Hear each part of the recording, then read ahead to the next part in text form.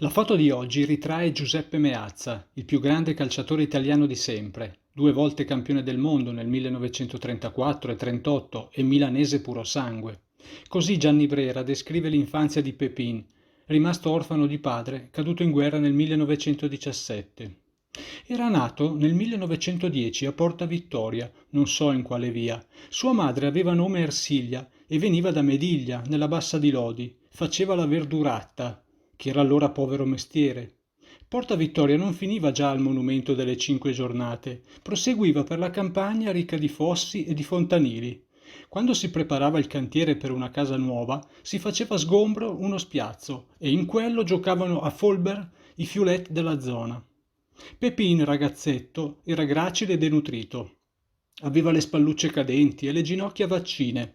Sottoposto visita scolastica, è stato trovato debole di polmoni e accolto al Trotter, che era ed è l'avveniristica scuola all'aperto dei milanesi.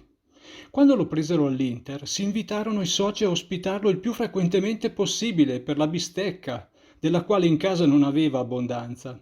A 17 anni appena compiuti era già tanto bravo che venne retrocesso Bernardini a centrocampo, così che era l'asso patentato a dover servire il pivello più dotato di genio. Con questo gustoso affresco della Milano di un secolo fa vi salutiamo e vi diamo appuntamento alla prossima istantanea, amici del Bruco.